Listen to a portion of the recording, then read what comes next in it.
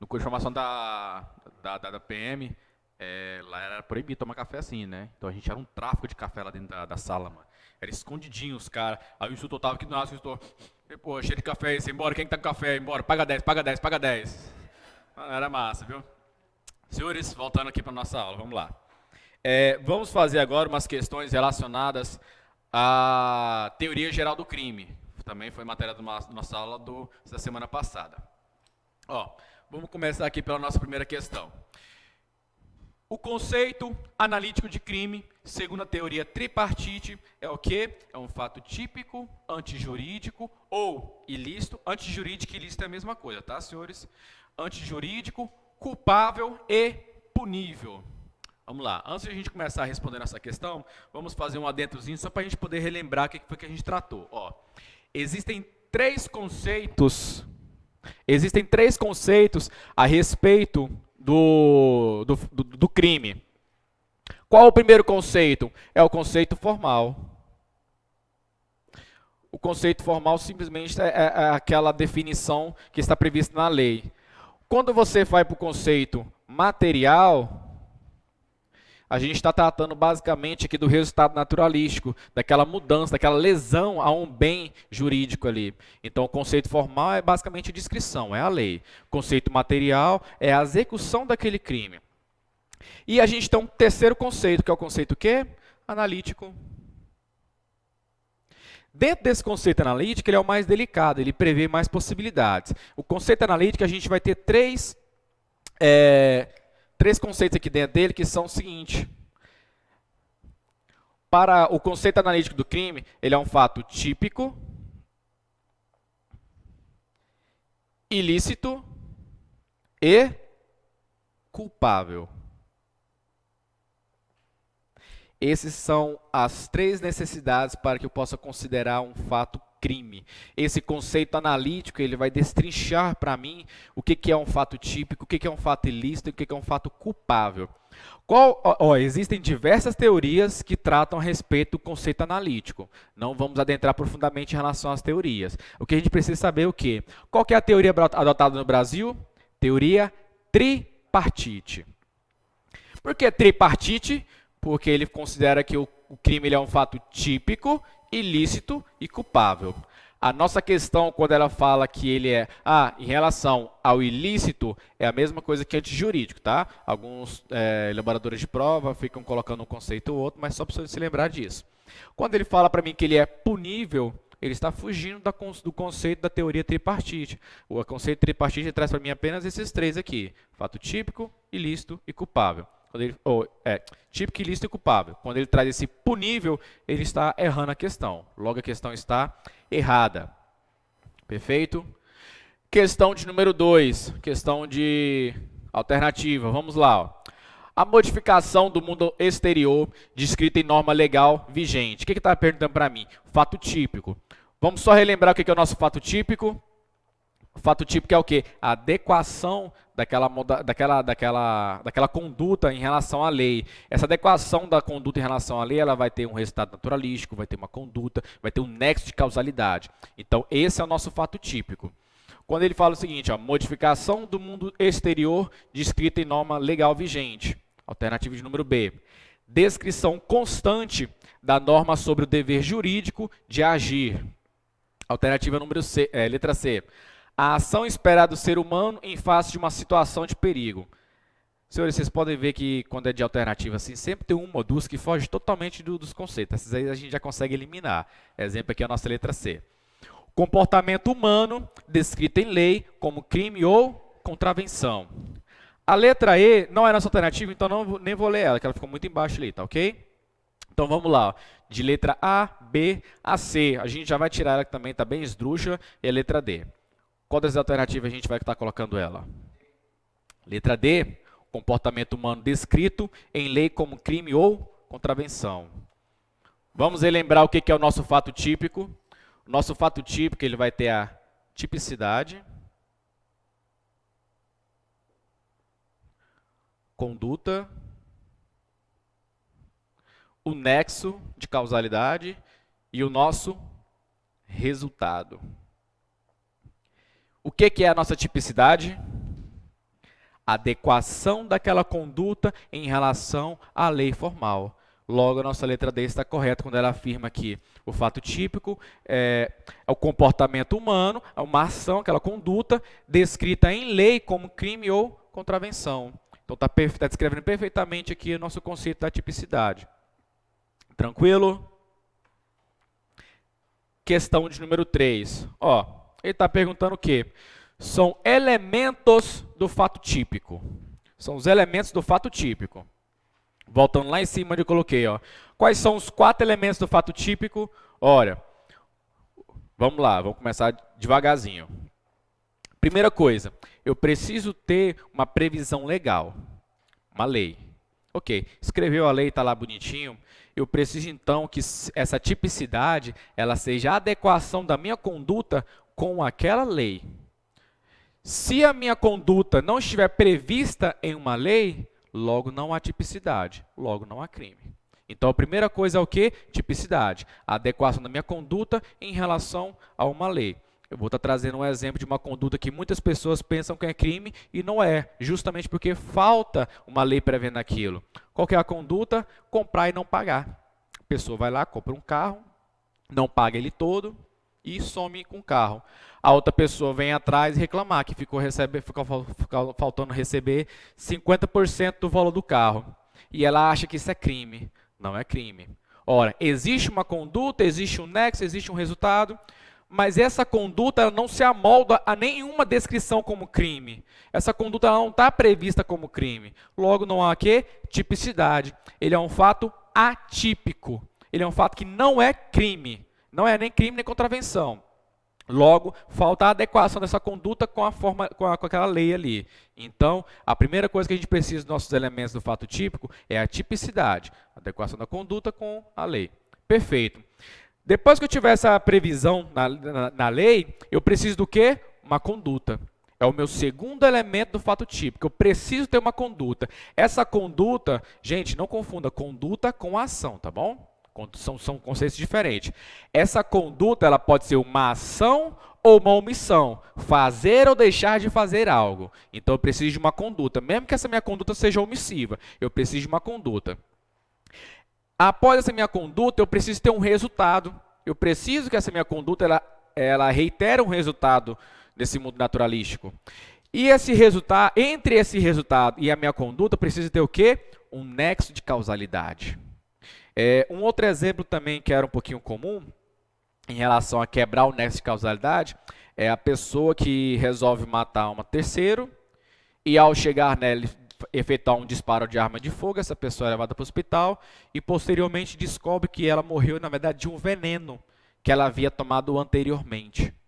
Ora, teve uma conduta, ela foi lá e disparou, teve um resultado que foi o homicídio, só que esse homicídio não foi decorrente diretamente da conduta dela. Houve um rompimento do nexo de causalidade. Logo, eu não posso impor esse resultado, que foi o homicídio, foi a morte no caso dessa pessoa, à conduta daquele agente.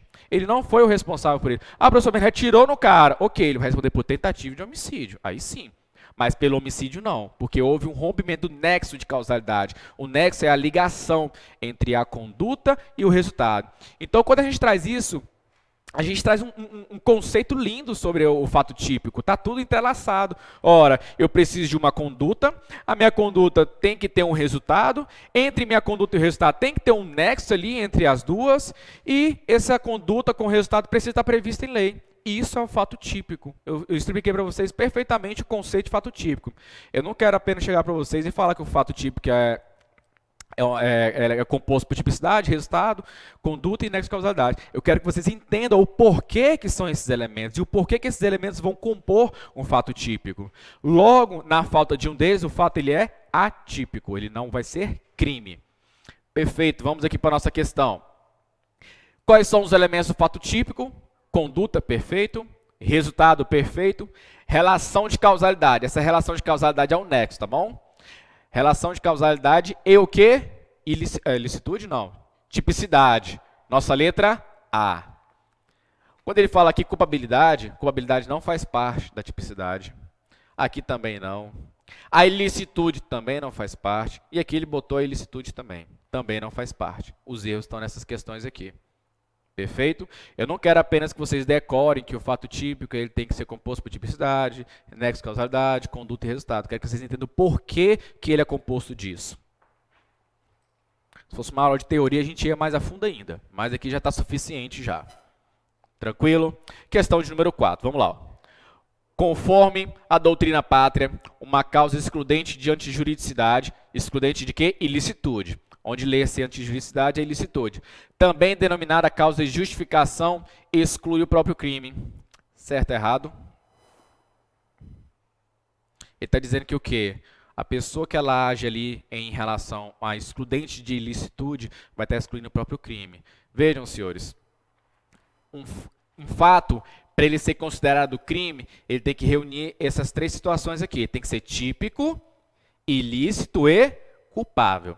Se eu tiro qualquer uma delas, ele deixa de ser crime. Então, se eu estou falando que o fato ele tem uma excludente de ilicitude, ou seja, vai tirar a ilicitude, eu não posso considerar esse fato crime.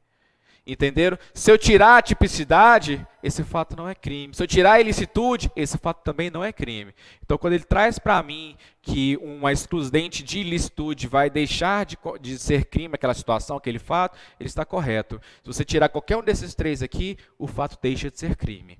Perfeito?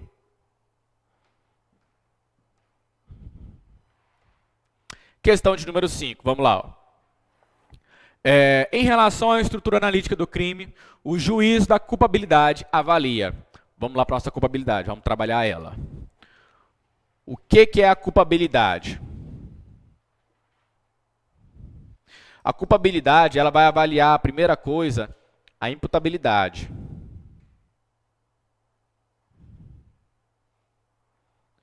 Depois, ela vai estar avaliando potencial consciência da ilicitude.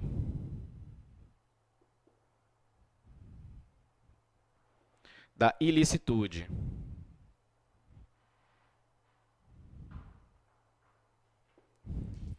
Por fim, ela vai estar avaliando o quê? A inexigibilidade de conduta diversa.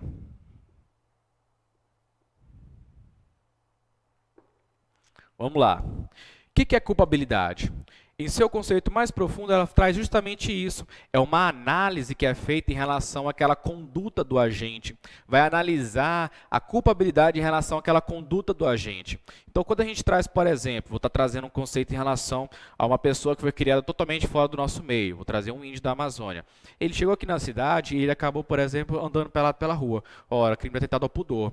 Só que quando a gente vai analisar a conduta dele, uma análise de reprovabilidade dessa conduta dele, a gente vai verificar que é o seguinte, ele não foi criado em nosso meio, não tem nossos costumes, não conhece nossas leis.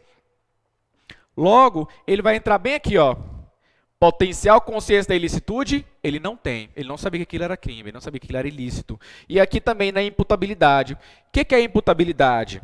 A imputabilidade é para poder verificar verificar se naquele momento ali a pessoa tinha um discernimento de poder saber que aquela sua ação era ou deixaria de ser uma ação lícita. Só para a gente poder fazer um adendo aqui também.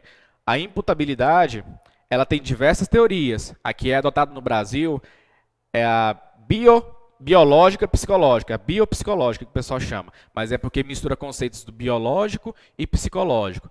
Qual o conceito biológico? A idade. Se for menor de 18 anos, automaticamente a pessoa ela é imputável. Não se discute.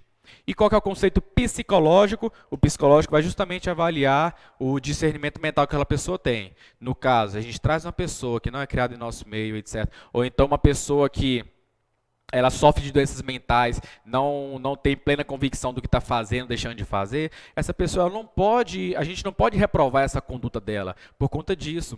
Então, logo, se essa pessoa ela falta ali um certo discernimento mental, ela vai estar entrando aqui, ó, na imputabilidade. Vai faltar para ela essa imputabilidade. Se faltar para ela essa imputabilidade, falta culpabilidade. Se falta culpabilidade, seu fato deixa de ser crime. Então, novamente, a culpabilidade é um juízo que a gente faz em relação à conduta daquela pessoa. Voltando para a nossa questão. O juiz da culpabilidade, o que ela vai avaliar?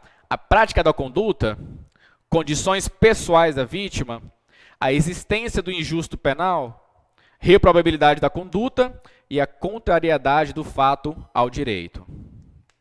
Qual dessas a gente vai? A gente está analisando aqui a reprovabilidade da conduta.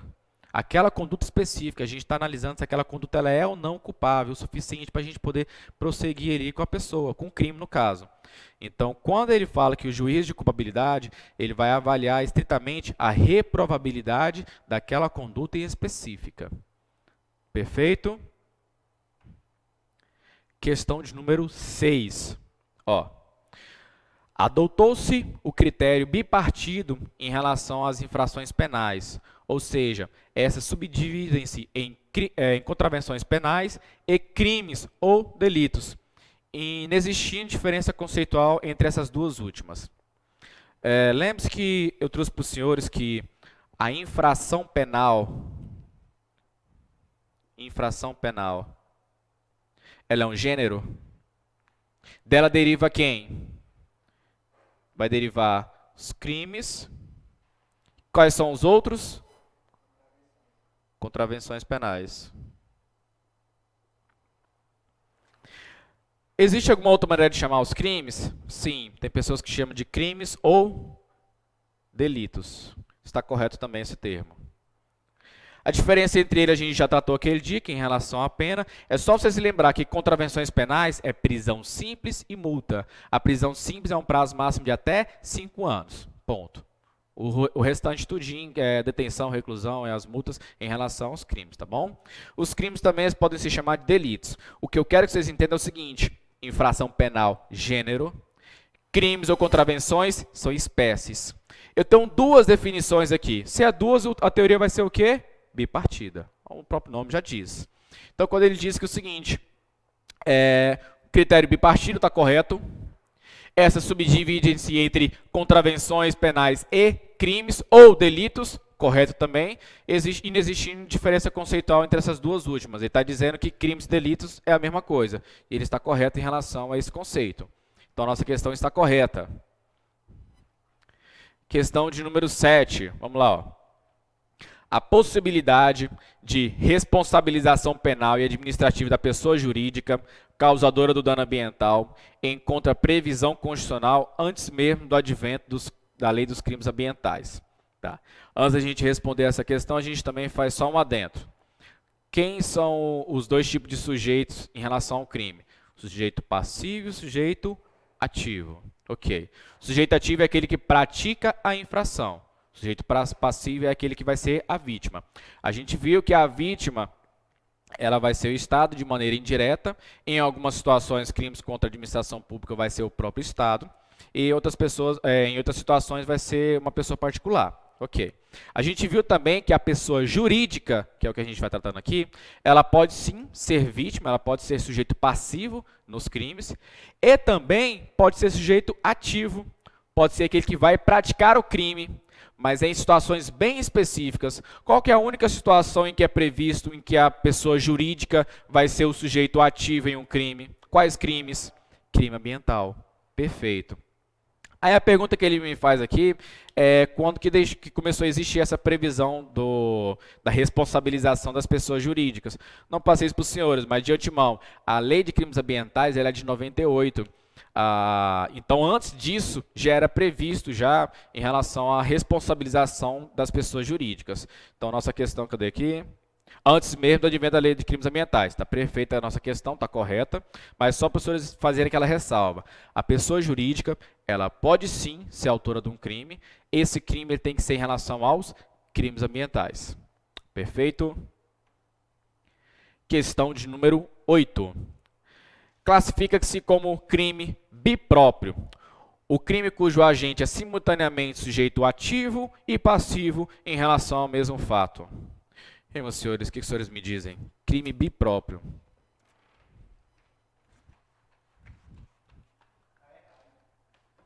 Qual que é o conceito de crime bipróprio? Vamos começar devagar. Qual que é o conceito de crime próprio?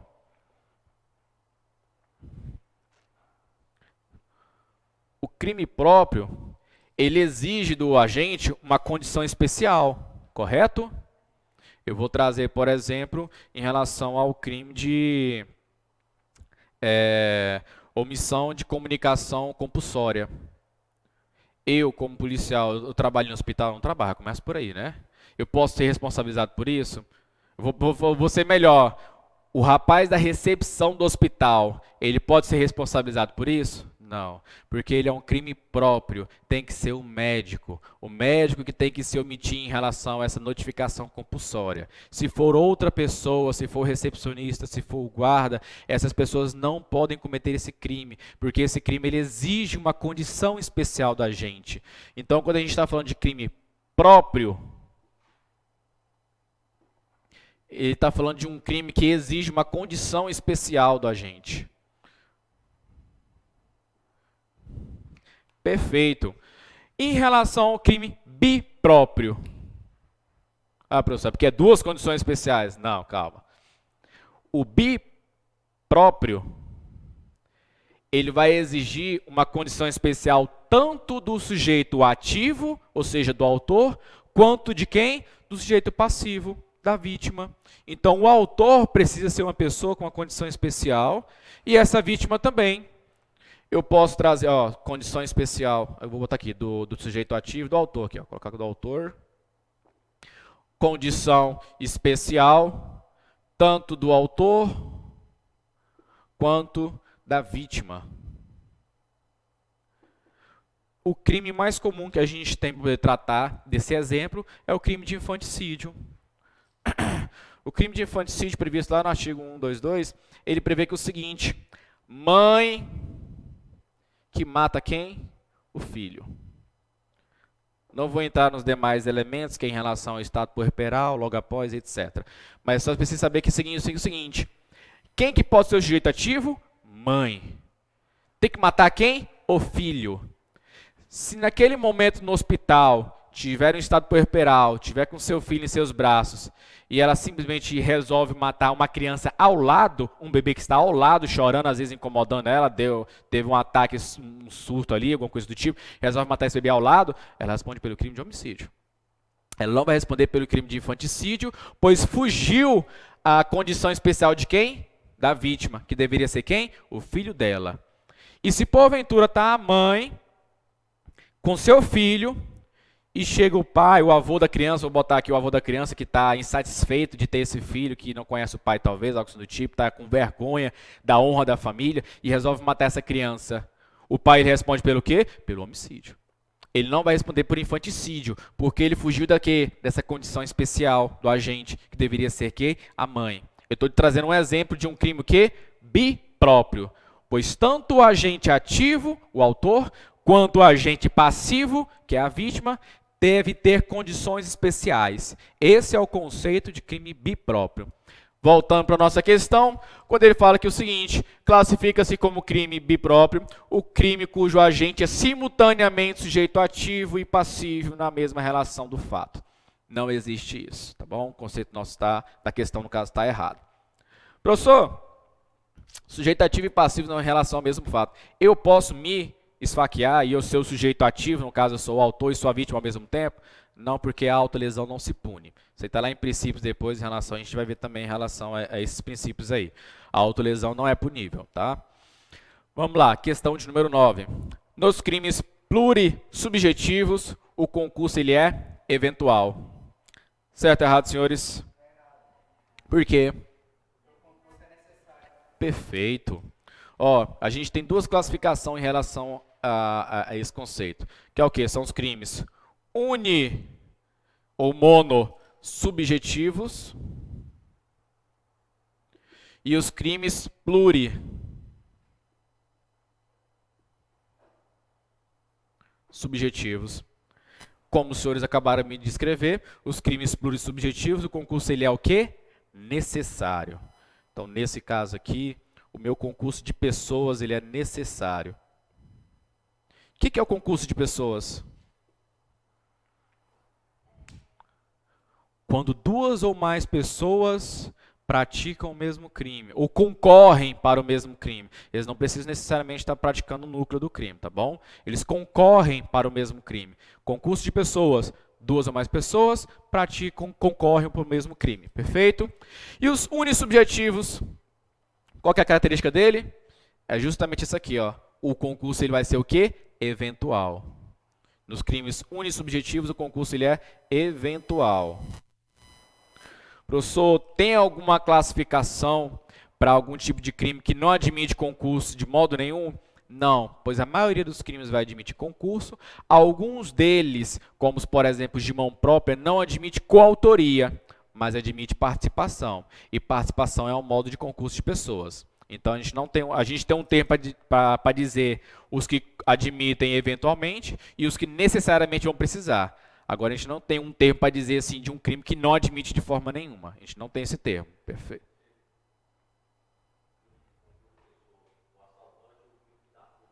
É um exemplo perfeito isso aí.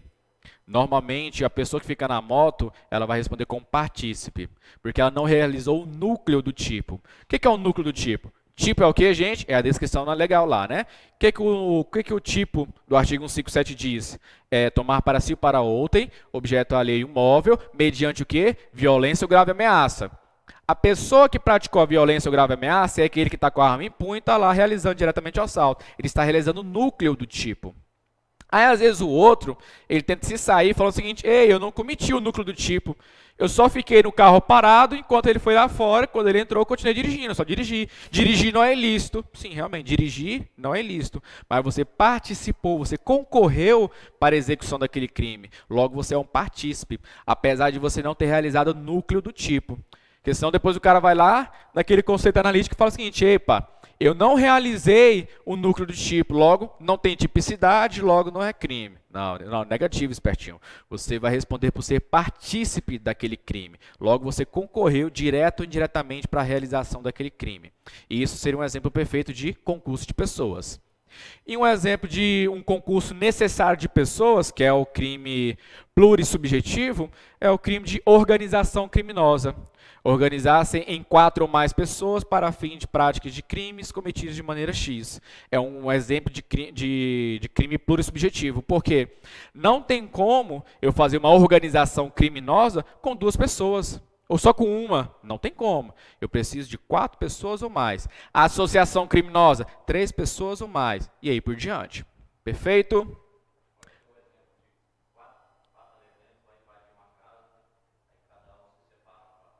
Se os 4 invadiram a casa e eles foram praticar, os 4 são coautores. Concurso de crime também. Concurso de crime ele é um gênero. Dele vai decorrer diversas espécies. A gente vai ter a coautoria, a gente vai ter o partícipe, vai ter o autor mediato, autor imediato, entre outras espécies. Mas esse, no caso, todas as pessoas que estão concorrendo para aquele crime, elas praticam o núcleo, são chamadas de coautores. Todos eles são autores. Isso aí a gente vai entrar mais na frente lá, a definição do conceito. A organização criminosa ele é um tipo bem específico. Perfeito, senhores? Questão de número 9. Perdão, questão de número 10. Crime vago é aquele que tem como sujeito passivo pessoa jurídica não identificada. Ó, o gabarito dessa questão está correto.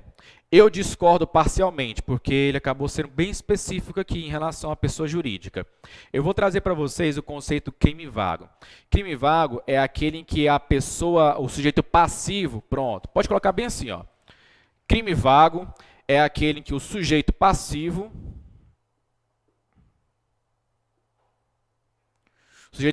ele é indeterminado.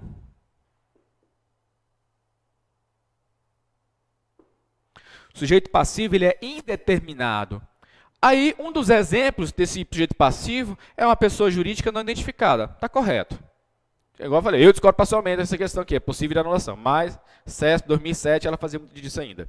Então, conceito de crime vago, sujeito passivo, indeterminado. Ora, professor, quando é que vai existir isso?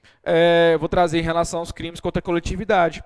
Quando você, por exemplo, coloca fogo em um lote baldio e você responde por crime contra o meio ambiente, você vai alegar que nenhum dos seus vizinhos lhe denunciou nem nada assim do tipo. Você vai alegar que não existe uma vítima específica, mas existe sim, a vítima ela vai ser a coletividade. Ela é uma pessoa indeterminada nesse caso, a gente não consegue determinar o sujeito passivo específico, mas ele é detido como a sociedade como um todo. Então o sujeito passivo nesse caso acaba sendo a própria sociedade. Perfeito? Então, o conceito de crime vago é quando o sujeito passivo, ou seja, a vítima, é indeterminado. Um dos exemplos, uma pessoa jurídica não identificada. Ok. Questão de número 11. Vamos lá. Ó. Deixa eu dar uma apagadinha aqui para a gente poder liberar um pouco o nosso quadro.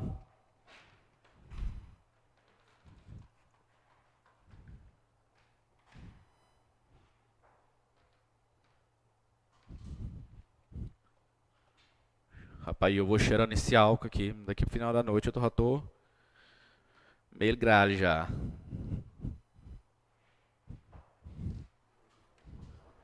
Se tiver metanol no meio desse trem, então... Vamos lá, ó. Os crimes comissivos por omissão também são chamados de crimes omissivos impróprios. Ô, professor, quando eu começo com esses conceitos assim, já bagunça minha cabeça. Mas calma, é tranquilo isso aí, ó. São aqueles para o qual o tipo penal descreve uma ação, mas o resultado ele é obtido por uma inação. E aí, senhores? Questão bacana essa aí, ó. Tá bacana o conceito dela. É um conceito que ele é fácil, mas às vezes o elaborador da questão, ele bota umas palavrinhas um pouquinho mais complicadas ali, faz a execução dela um pouquinho mais complicada de confundir os senhores. Mas é uma questão tranquila. E aí, vamos trazer os conceitos? Vamos lá. Ó.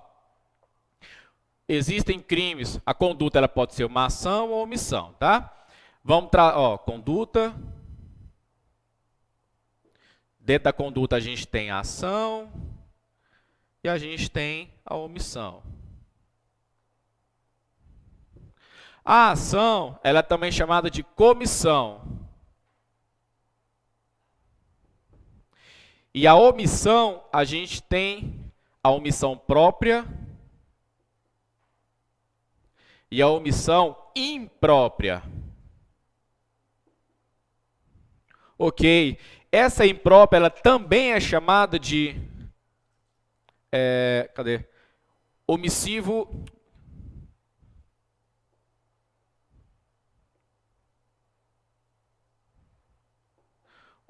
por ação. O omissivo, comissivo, já que a ação é comissão. Perfeito? Omissivo por ação, omissivo, comissivo. Tá, vamos lá. O que cada um deles quer dizer? Uma ação, obviamente, é o ato de fazer alguma coisa, que também é chamado de comissão. Uma omissão é o ato de deixar de fazer alguma coisa. E quando eu deixo de fazer alguma coisa, existem duas possibilidades. Uma omissão própria e uma omissão imprópria. A omissão própria é aquela que está prevista especificamente em lei. Exemplo, a omissão de notificação compulsória por parte do médico. Tá ok, tá lindo ali, ó.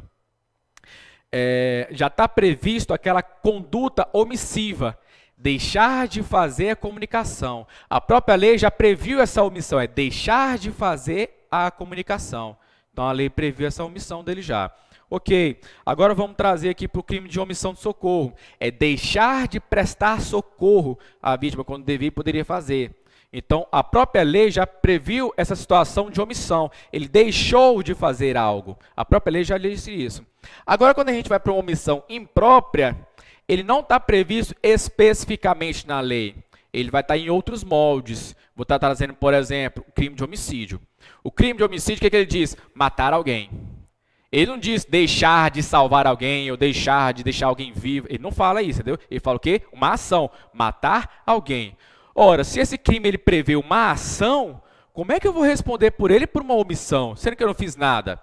Aí é que entra o conceito do crime omissivo impróprio, ou seja, um omissivo por ação, porque ele deveria e podia fazer alguma coisa naquele momento, porém ele deixou de fazer.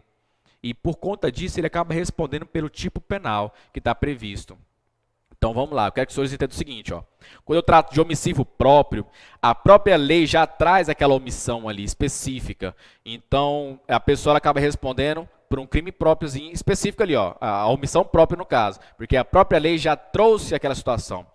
Mas as outras situações todas, a pessoa pode responder também pela omissão, se ela deixar de fazer algo que ela podia e devia naquele momento. Então, ó, o tipo penal descreve uma ação. Exemplo, homicídio, matar alguém. Matar alguém. É uma ação, concordam comigo? É uma ação, está descrevendo uma ação. Mas o resultado é obtido por quê? Por uma inação. Qual foi a inação? A inação é uma omissão, tá bom? Qual foi a inação? Eu vou estar trazendo o exemplo do guarda lá, o salva-vidas, que está na piscina, ele vê a pessoa se afogando, ele podia agir, deveria agir, mas deixou de agir. Às vezes era um inimigo dele, ele não gostava muito, ele só ficou olhando de longe e falou assim, não, vou salvar, vou deixar essa pessoa morrer afogada. Ele fez uma ação, ele matou, ele fez uma ação aqui, ó, descreveu uma ação, matou alguém? Não. Mas por conta da sua omissão, ele acabou obtendo esse resultado, que foi a morte de uma pessoa. Então vejam, o tipo penal ele trouxe essa possibilidade, essa omissão dele de deixar de fazer esse ato específico ali, acabou resultando nesse matar alguém. Logo, ele responde também pelo mesmo crime de homicídio. Entenderam? Por isso que ele vai responder pelo crime de homicídio. Ele não vai responder por uma omissão de socorro à pessoa, não, ele vai responder pelo crime de homicídio. Foi uma inação dele que resultou aquela morte daquela pessoa.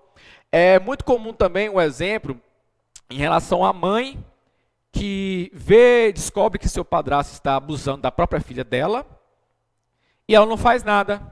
Ela quer manter o casamento, resolve não denunciar, resolve não impedir, não faz absolutamente nada.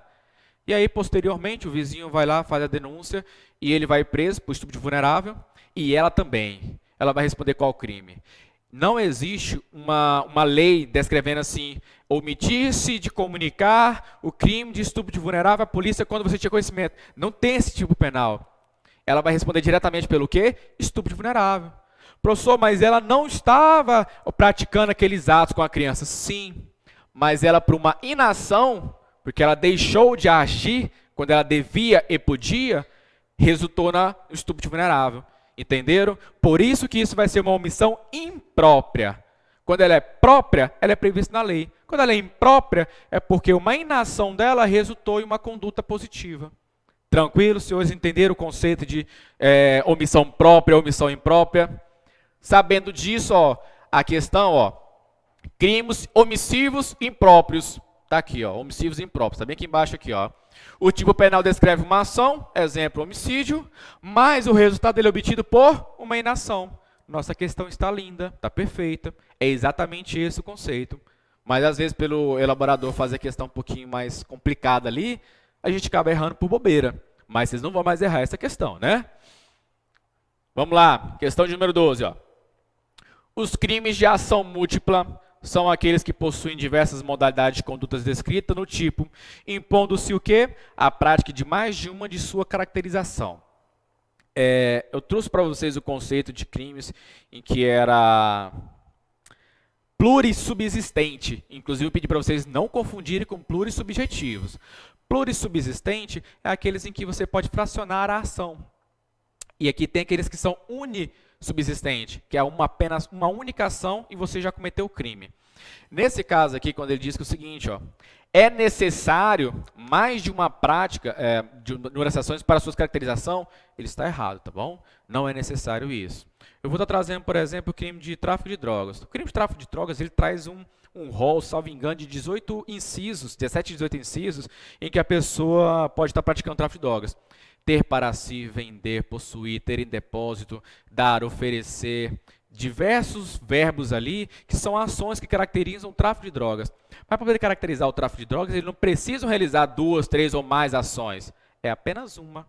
Por exemplo, ter em depósito, já responde para o tráfico. Aí ele precisava vender? Não. Ah, está vendendo, mas não tem depósito. Já responde para o tráfico também. Veja, ele cometeu apenas um dos verbos ali, uma das ações possíveis, mas ele já vai responder diretamente pelo crime. Ele não precisa cometer mais de uma ou duas ações para caracterizar esse crime. Logo, nossa questão está errada.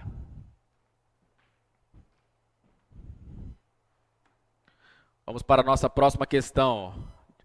Questão de alternativa. A respeito da infração penal no ordenamento jurídico brasileiro, assinale a opção correta. Vamos lá. Ó. Crimes, delitos e contravenções são termos sinônimos. Adotou-se o critério tripartido em relação à infração penal, tá? Não é em relação ao conceito de crime. O conceito analítico, no caso. E existindo diferença entre crime, delito e contravenção. Adotou-se o critério bipartido, segundo a qual as condutas puníveis dividem-se em crimes ou contravenções como sinônimos e delitos. O critério distintivo entre crime e contravenção é dado pela natureza da pena privativa de liberdade combinada. A expressão infração penal abrange apenas crimes e delitos. Tá tranquilo, né, senhores? A gente falou dela aqui agora, a gente consegue responder ela.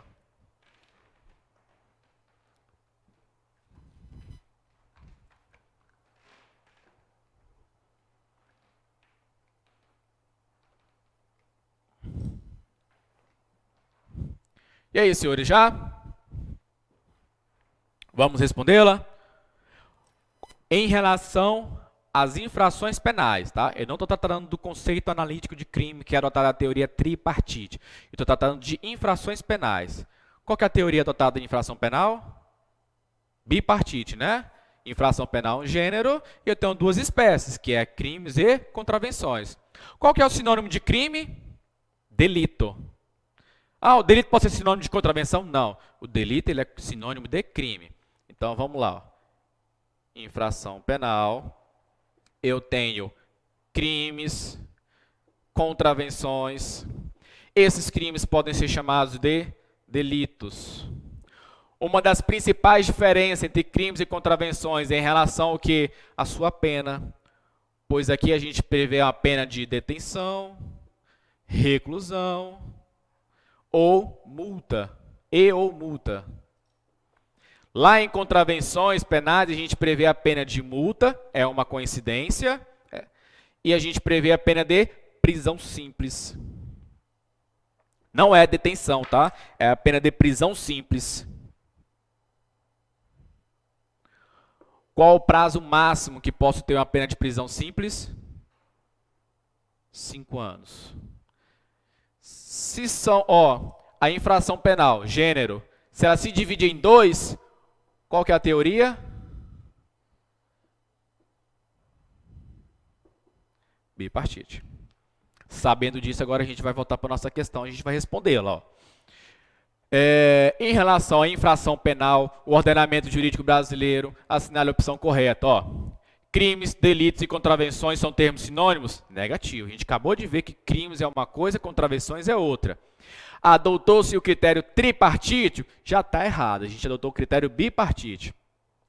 Adotou-se o critério bipartido, ok? Segundo a qual as condutas puníveis dividem-se em crimes. Não, a gente não tem apenas crimes, a gente tem apenas os crimes e desculpa, ela continua ali embaixo. Ali. Em crimes ou contravenções, como sinônimos e delitos. Ele está dizendo para mim que crimes e contravenções são a mesma coisa. Não são a mesma coisa. Critério distintivo entre crime e contravenção é dado pela natureza privativa de liberdade combinada. Ora, critério distintivo, ou seja, que vai diferenciar uma da outra, entre crime e contravenção é o quê? A natureza da pena privativa. Voltando para cá, a gente vê que nos crimes, a natureza da pena privativa é o quê? Detenção e reclusão. E qual que é a natureza da pena privativa da contravenção penal? Prisão simples. Então, a questão está correta. A distinção entre os crimes ou delitos e as contravenções penais refere-se em relação à sua natureza da pena. Nos crimes é previsto pena de detenção ou reclusão, as penas privativas de liberdade. Já nas contravenções penais é previsto penas de prisão simples. Questão de número 15, Rômulo sequestrou Lúcio, exigindo de sua família o pagamento de 100 mil reais como resgate.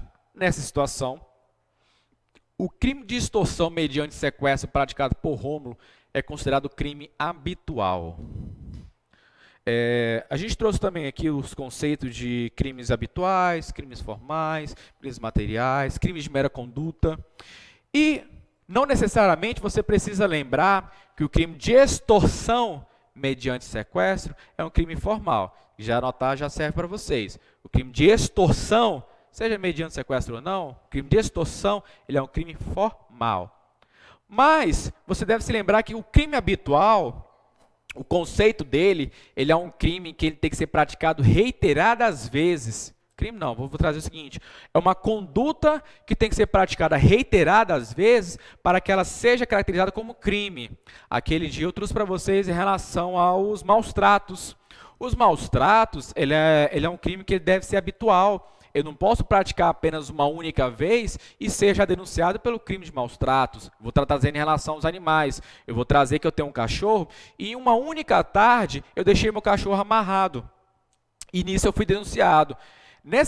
Não necessariamente eu posso ser denunciado por esse crime porque ele é um crime habitual. A não ser que comprove-se que eu pratico isso reiteradas vezes, que é de costume meu estar fazendo esse maltrato com o meu animal, aí sim eu vou estar respondendo. Mas a gente já sabe que o conceito de crime habitual é esse, né? É uma conduta que tem que ser praticada reiteradas vezes para que ela seja crime. E a gente sabe que a extorsão mediante sequestro não é esse caso. Mesmo que a gente ficasse em dúvida se a extorsão mediante sequestro é um crime formal material, você saberia que ele não é um crime habitual. Ora, se você sequestrou a pessoa e já ligou extorquindo ali a um parente dela, ou no caso aí um pagamento de 100 mil, você não precisa praticar isso 3, 4 vezes para que seja considerado crime, certo? Só uma única vez já é considerado crime. Logo, sabendo disso, já mataríamos a questão, saberíamos que ela está errada. Questão de número 16, ó. Rui, mediante grave ameaça, exercida com emprego de arma de fogo, subtraiu o aparelho celular e o relógio de César. Ok. Nessa situação, Rui praticou o crime de roubo, que é um crime complexo, porque 2 tipos penais caracterizam uma única descrição legal de crime. Senhores, quando a gente traz o conceito dos tipos penais, a gente vai percebendo que muitas vezes os tipos penais vão se mesclando. É a junção de um com o outro. O exemplo do roubo, vocês concordam comigo que o roubo ele é basicamente o furto cometido mediante ameaça? O que é o furto? É subtrair para si ou para outrem bem alheio imóvel, né? Ok. E o crime de ameaça é ameaçar uma pessoa. De maneira, como é que eu posso dizer? De maneira que não justificável. Ela está ameaçando a pessoa. Quando eu junto essas 2 condutas, que é o quê? Subtrair um bem do outro, mediante a ameaça, eu estou praticando um outro tipo penal. Só que esse outro tipo penal ele é a junção de 2 tipos. Esse caso aqui ele está trazendo aqui para nós. O crime de roubo, que foi o que o Rui praticou aqui, contra César, ele está dizendo para mim que é um tipo complexo, porque ele junta 2 tipos penais. Nesse caso, o crime de furto e o crime de ameaça. A questão está correta quando ele afirma isso, tá ok? Porque 2 tipos penais caracterizaram uma única descrição legal do crime. Está perfeita a descrição, tá ok, senhores?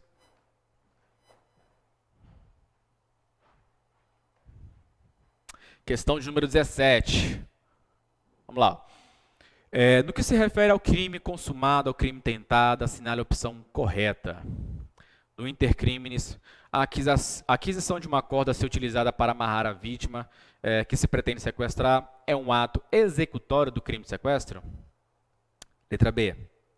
Os atos preparatórios de um crime de homicídio a ser executado com emprego de arma de fogo que possui numeração raspada não caracterizam a tentativa e não podem constituir crime autônomo? Letra C. Situação hipotética. Policiais surpreenderam João portando uma chave mestra enquanto circulava próximo de uma loja no interior de um shopping center em atitude suspeita.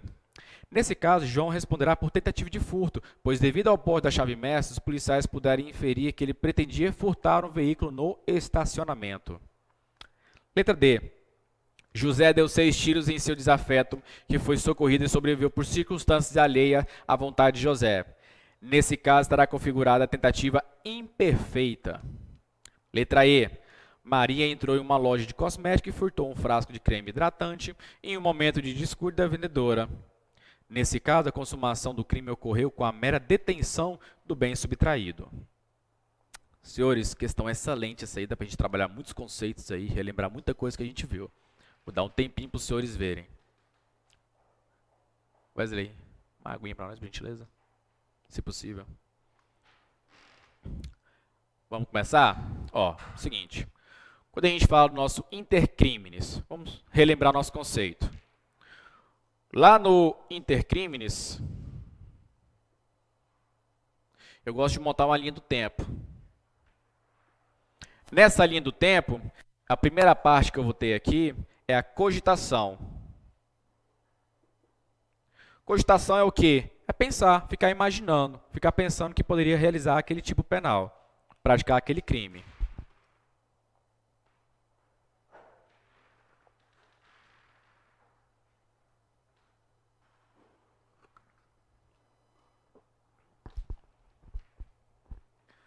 Ok. Pensei em realizar o crime. Qual que é o próximo passo? Me preparar para ele. Então, a próxima fase é a preparação. Preparação do crime. Depois que eu me preparei para executar aquele crime, eu de fato iniciei a execução do crime. Então, o próximo passo é a execução. E após a execução, por fim, vamos ter o quê? O exaurimento. Perfeito. Ó. O intercriminis, ele é composto por cogitação, preparação, execução e, por fim, temos nosso exaurimento. Vamos por parte. Cogitação é crime? Posso ser punido por isso? Eu posso ser punido por pensar? Não. Preparação, por si só, pode ser considerado crime? Pode. A depender da preparação, se os atos por si só considerarem crimes, pode responder por crime. A exemplo que eu dei anteriormente foi em relação à pessoa que compra uma arma de maneira ilegal para poder praticar um homicídio. Só que antes dela iniciar a execução desse homicídio, ela já foi presa portando essa arma. E aí, ela vai responder pelo homicídio, pela tentativa nesse caso? Não. Ela não iniciou a execução, logo esse crime de homicídio não pode ser imputado a ela.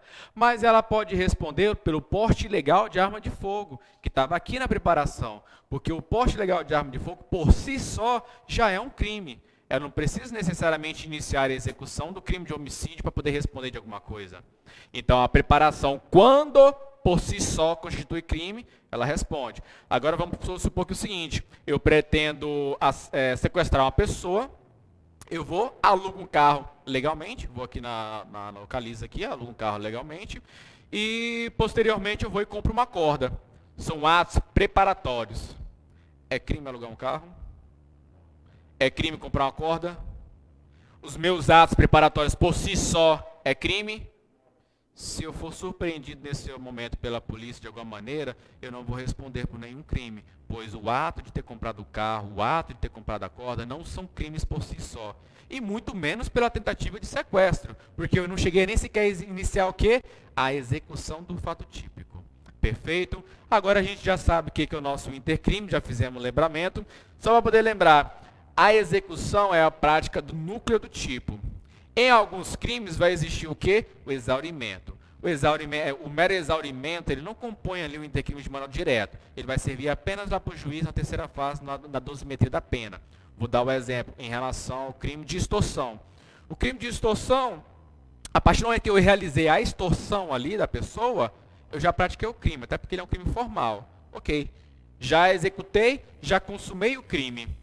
Se a pessoa depois vier a me dar o dinheiro da extorsão, o dinheiro, ou seja lá qual foi o bem que eu exigi dela, esse ato de dar o dinheiro vai ser o quê? Mero exaurimento do crime. Perfeito? Vamos voltar lá para a nossa alternativa letra A. No intercrimes, a aquisição de uma corda a ser utilizada para amarrar a vítima que você pretende sequestrar é ato executório do crime de sequestro?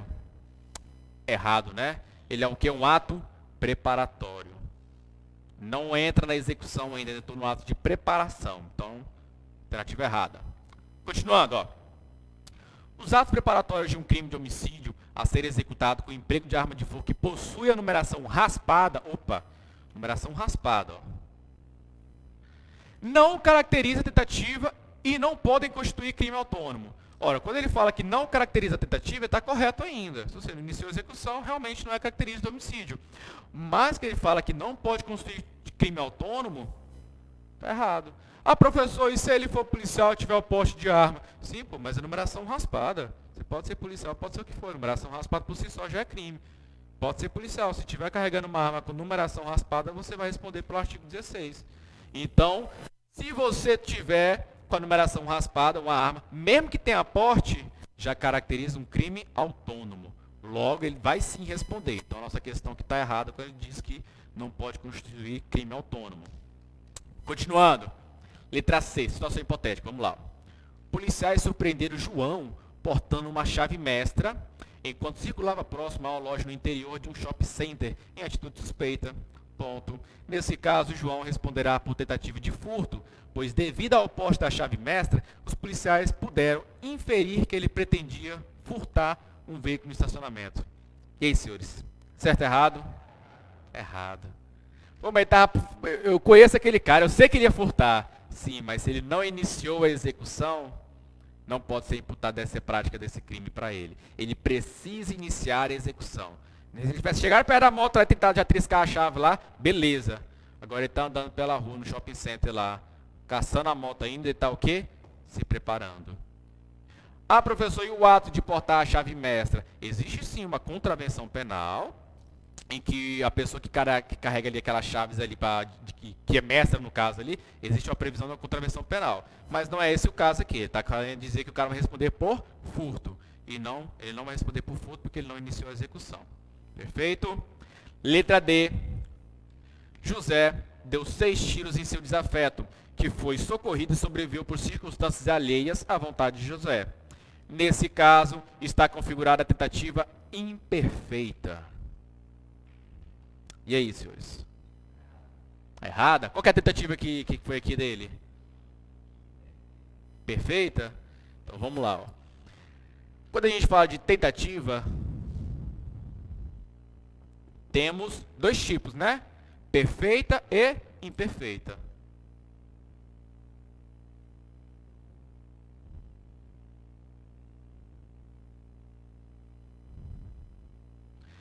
A perfeita é aquela em que você, de fato, atinge aquele teu bem. Atinge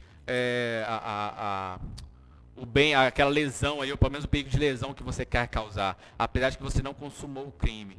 Também a gente pode colocar aqui como se ela fosse aquela vermelha. Você utilizou-se dos meios disponíveis naquele momento. Então, se ele realizou os disparos, acertou na pessoa e etc., foi uma tentativa perfeita. Ela é uma tentativa vermelha, ela é uma tentativa cruenta. Agora, se ele erra os disparos, aliás, ele nem chega sequer a disparar a arma falhou, ele não conseguiu dar nem sequer um disparo, mas foi tentativa. Ele acionou o gatilho bateu na cápsula da munição ali, do projétil ali, mas ele não disparou. Logo, uma tentativa imperfeita, porque ele não chegou a nem sequer disparar contra aquela pessoa. Então, nesse caso aqui, quando ele fala que é uma tentativa imperfeita, está errada. Porque ele deu 6 disparos no cara. Porra, não morreu de sorte. Vamos lá. Ó. Maria entrou em uma loja de cosméticos e furtou um frasco de creme hidratante. Em um momento de descuido, a vendedora. Nesse caso, a consumação do crime ocorreu com a mera detenção do bem subtraído. Não passei para os senhores ainda em relação à consumação de crimes, mas de antemão já trago. Para a jurisprudência, a mera detenção do bem já caracteriza o crime de furto. Então, se a pessoa entra numa loja, pega o bem, deteve. Está saindo da loja e o segurança, opa, devolve. Ela vai responder por furto ou tentativa? Ela responde por furto. Porque a partir do momento em que ela teve a detenção daquele bem, já consumou o crime. Isso em relação ao furto, tá bom? A partir do momento que ela teve a detenção daquele bem ali, ela já consumou o crime. Então, mesmo que ela seja pega assim logo em seguida, ela vai responder pelo furto consumado. Não é pelo furto tentado nesse caso. Então, nossa alternativa E é a nossa alternativa correta da nossa questão, em que ele afirma em que o furto vai se consumar com a mera detenção do bem subtraído. Perfeito, senhores? Questãozinha boa essa aí, dá pra gente trabalhar muitos conceitos dentro dela.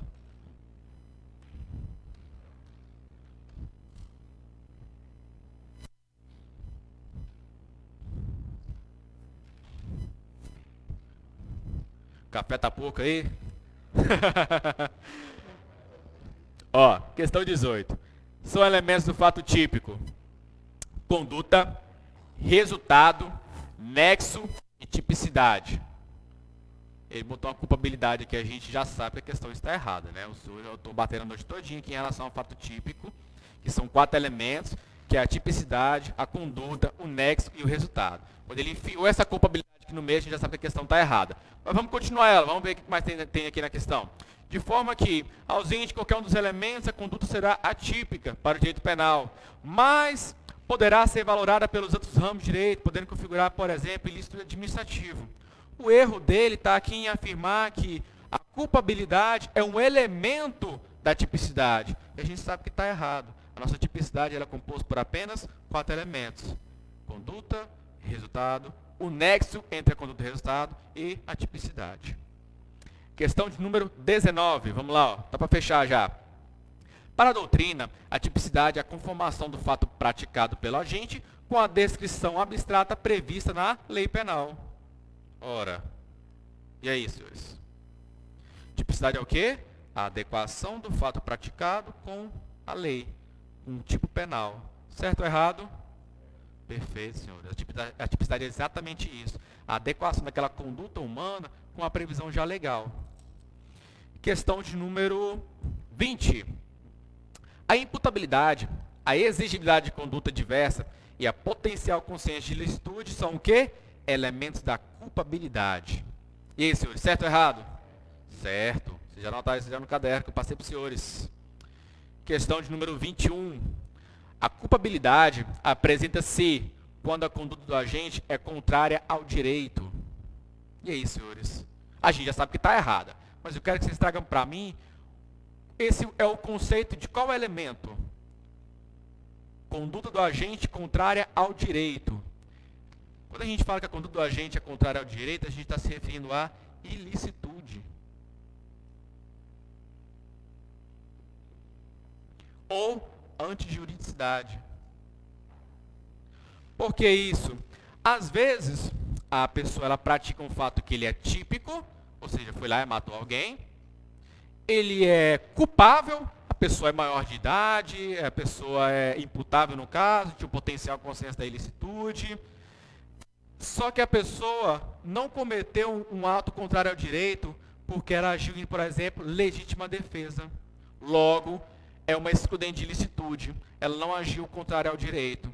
Então, quando a gente traz aqui o conceito que a pessoa agiu contrário ao direito, a gente está trazendo que ela agiu de maneira ilícita, ela agiu de maneira antijurídica. Então, aqui ele só trocou os conceitos aqui, né? Ele trouxe o conceito da ilicitude e colocou a culpabilidade no meio da questão, o que tornou nossa questão errada.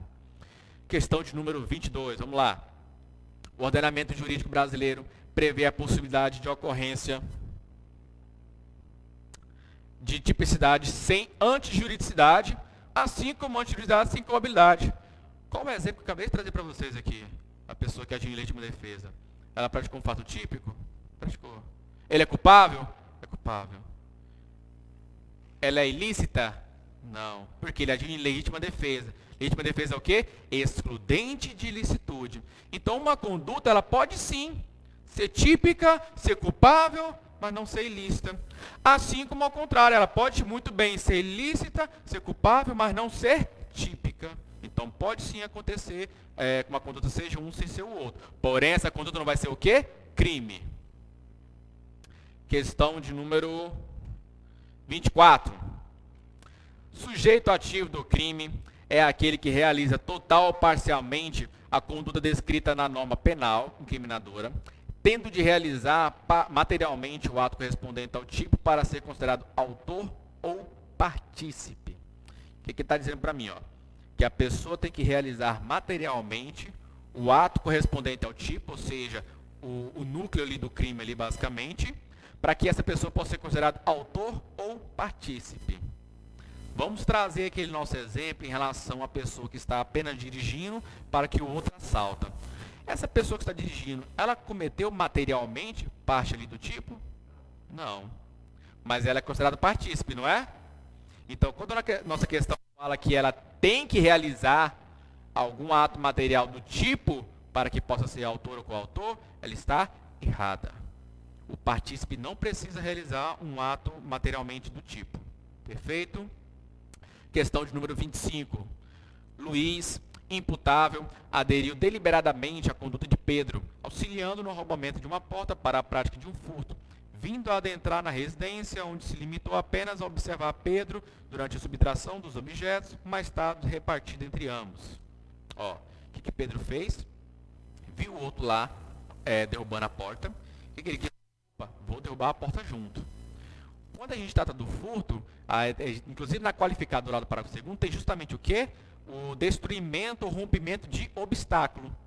Vejam, essa prática de ajudar a derrubar a parede, a porta lá nesse caso aqui, a porta, já é parte do núcleo do tipo. Inclusive está lá previsto uma qualificadora, que é o arrombamento de destruição de obstáculo. A partir do momento em que o Luiz fez essa conduta de ajudar praticando o núcleo do tipo. Então, lá na frente, quando ele for responder, ele não vai responder apenas por partícipe. Ele vai responder pelo quê? Coautoria. Porque ele também foi autor naquela prática. Ah, professor, mas quando ele entrou lá dentro, ele ficou apenas olhando. Sim, mas ele já praticou o tipo lá antes, quando ele ajudou a derrubar a porta, que é uma qualificadora do crime de furto. Então, bem aqui, quando ele pergunta aqui, ó, Luiz responderá apenas como partícipe do delito, ele está errando. O Luiz ele vai responder como coautor desse mesmo crime. Perfeito? Questão de número 26. Ó. Nos crimes plurissubjetivos, o concurso é eventual. A gente respondeu essa aqui, não respondemos? E a resposta está o quê? Errada. Número 27. Não há crime sem... E aí? Isso aqui eu vou esperar os senhores responder. Conduta, perfeito. Eu posso ter crime sem dolo? Posso, um crime culposo. Resultado naturalístico? Posso, é um crime de mera conduta, um crime formal. Não necessariamente precisa de um resultado naturalístico. Imprudência, ó, não sei nem quem que colocou isso aí. Lesão, não precisa ter lesão. Às vezes só o período de lesão já basta. Mas eu não posso ter crime sem conduta. Eu preciso de uma conduta. Se não tiver conduta, não tem tipicidade. Se não tiver tipicidade, não tem crime. Pronto. Já? Senhores, só fazer essa ultimazinha aqui, ó. Na estrutura analítica do crime, o juízo de culpabilidade presta-se para avaliar o quê? Juízo de culpabilidade. A prática da conduta. Ah, também a gente já respondeu isso aqui, não já? Qual que é a resposta correta? Perfeito, senhores. Obrigado pela presença de vocês aqui hoje. Espero que amanhã no simulado vai cair uma questãozinha ou outra semelhante a isso aqui. Se vocês me errar, vocês vão ver comigo na segunda-feira, viu? Senhores, agradeço a todos aí. Tenham todos uma boa noite, bom final de semana, viu?